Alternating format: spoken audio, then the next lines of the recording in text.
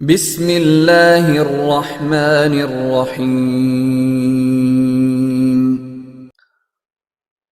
ایک سوال ہے کہ اگر خطبہ پڑھنے آتا ہو تو گھر میں 8 افراد ہیں، جمعہ پڑھ سکتے ہیں یا نہیں؟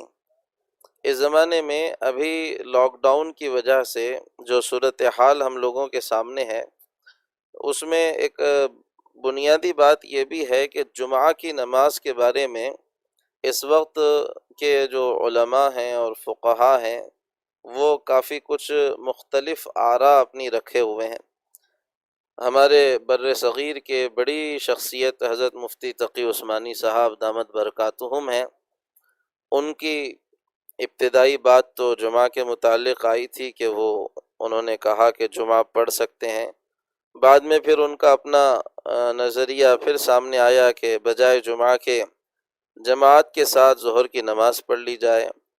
بعض علماء نے کہا کہ 4 افراد جو جمعہ کے لیے شرط ہیں، اگر اتنے بھی ہوں اور آس پڑوس کے 1-2 آدمی یعنی 3-4 لوگ جمع ہو جائیں اور کسی کو آنے سے روکا نہ جائے تو یہ بھی اذن عام کا عنوان ہوتا ہے، اس لیے یہاں پر بھی جمعہ ہو سکتی ہے۔ میری اس سلسلے میں آپ حضرات سے یہ درخواست ہے کہ یہ چونکہ ایک اجتہادی مسئلہ اس وقت بنا ہوا ہے، اس لیے اس میں کسی ایک چیز پر شدت نہیں برتی جائے۔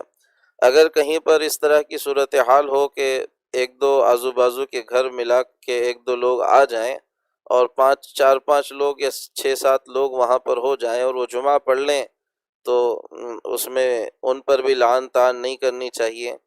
اور اگر کوئی جمعہ نہ پڑھے، جماعت سے ظہر کی نماز پڑھ لے تو بھی اس کے لیے گنجائش رکھنی چاہیے۔